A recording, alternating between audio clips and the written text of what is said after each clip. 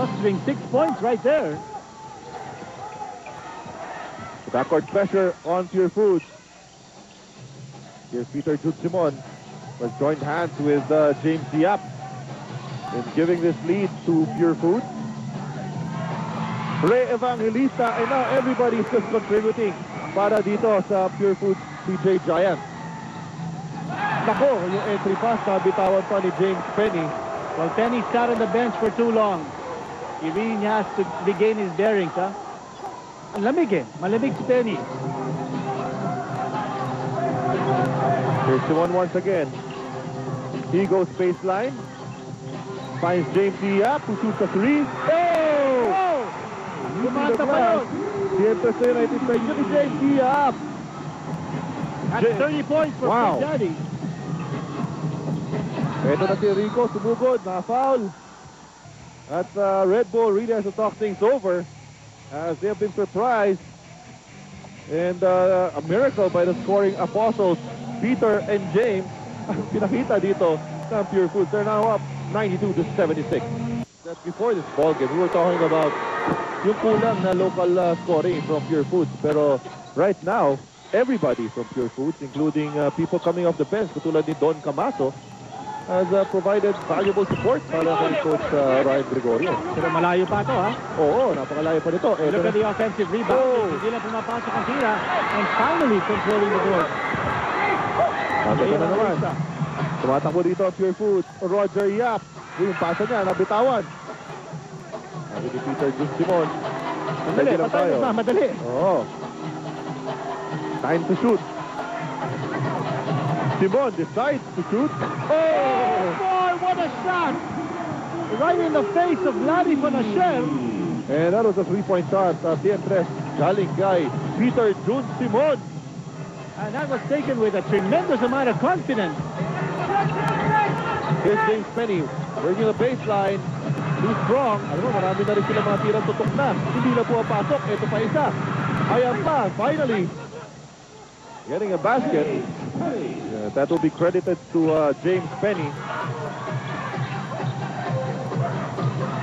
Red Bull running out of time here. That's why they're putting on some pressure defense. Ito, nakaagaw sila. Larry Bonacier ngayon. He gives it to Penny. Penny, he decides to shoot a three. Oh, that's still advised. And Noy Castillo will settle things down. Okay, talagang gagamitin nila yung oras dito. And giving a round of applause by Pure Foods diehards dito sa Big Dome. And diehards indeed because they didn't give up. Even as Martin Chandler was ejected in the first half. Pero si Simon mukhang nagka-cramp is na. down. Oo. He has now scored a conference high 21 points, but he's down. And Red Bull scoring on the other side with a three-pointer. Here's Noy Castillo guarded by Larry Bonacier. He's James Yap against Leon Nahorda. Yap with a step back. One fake, he pulls up, nothing there. And there's a foul on Salvador. Taken and scored in this game. A total of 77 free throws have been taken. All right, so making his first free throw, ito si Salino Cruz. 11 points. 3 assists. Ayan, 2 for 2. Para dito kay Salino Cruz. So it's down to an 11-point lead. Kanina po, umabot pa yan ng 18. Still 2 minutes and 45 remaining in this fourth quarter. Roger Yap against Larry Bonacier. 7 to shoot para sa Pure Foods. Oh, and a holding foul will be called on Larry Bonacier. Sayang yun, ha? Ito, James Yap looking for Noy Castillo. Coming off a Jonathan Salvador screen. Backstop dito. And they'll call the foul on Bonacier. So another try dito para sa Pure Foods. And doing the same play but coming off a double screen itong si Noy Castillo. The shot clock was just set to 14. Here's Ray Evangelista, good fake. Gives it up to James Yap.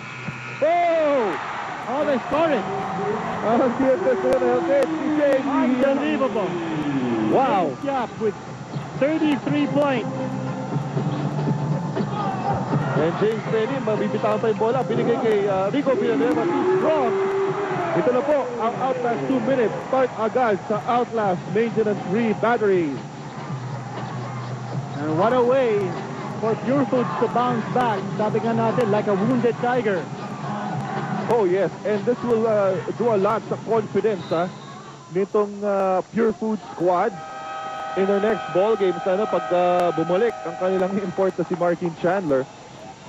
They're proving that the locals can do it by themselves. At ito nga, lamang ng 14 ang Pure Foods 98-84.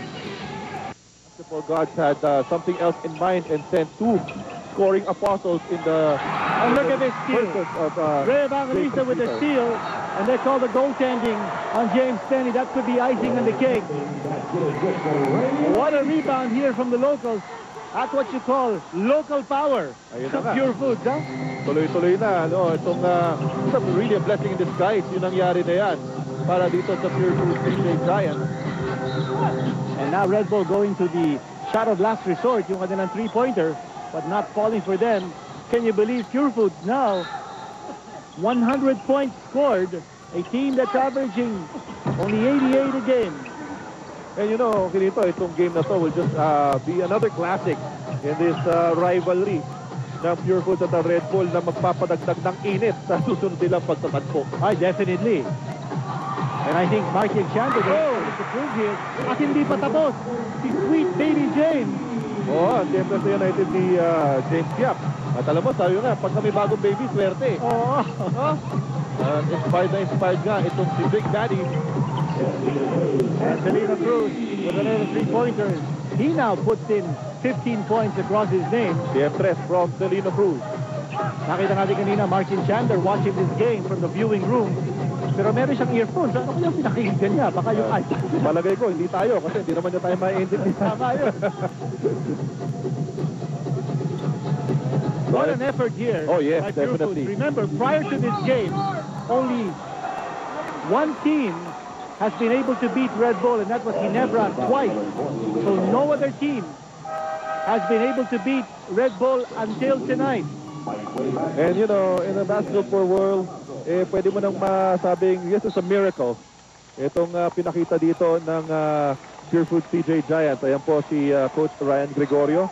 Well, I would think so. I have to eat my words kasi sinabi ko kanina nung pagkawala ni Martin Chandler, what is Pure Foods without Chandler? And I think the Giants have answered that question resoundingly.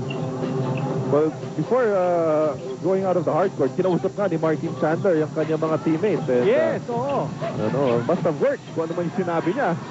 Must have inspired itong kanyang teammates. At may foul ni Jondan Salvador. That was quite a hack as he tried to keep the ball alive. Penalty situation. All right, Jondan Salvador will foul out of this ball game. And he leads with 9 points and a total of 14 rebounds. What an effort he did. Well, actually, an effort by the entire Pure Foods crew. Well, in terms of rebounding, again, the Pure Foods with the edge in this one. And who would have thought? Now, see, Arnold Gamboa is back in, so he still has 2 more fouls to give. I don't think he will give it up siguro. Pero partner si Arnold, ang ginawa naman niya dito. Starting the second half, scoring on a jump hook, and lifting the spirits of his teammates. So even though he played only 4 minutes in this game. Even guys like Don Camacho. Oh, yes. Oh, diba? So what they've done to this team is to show that they will not give up. Despite the loss of their import, they have to hand it to them. If I were them, magpapalibre ako kay Martin Chandler. Pero yun naman ang trinabaho nito mga mamang to. And Pure Foods, PJ Giants just completing a gigantic upset against erstwhile leader Red Bull. Dito po sa kanilang laban na naging napakainit. Saw the ejection of Martin Chandler. So a number of technical fouls given to some players like James Penny and Carlos Sharma. Pero at the end, panalo po itong Pure Foods PJ Giants and climbing up to 4 wins and 7 losses. Ito po ang ating final score, 103-89. At habang nanonood ka ng umaatikabong bakbakan sa hardcourt, mag-relax.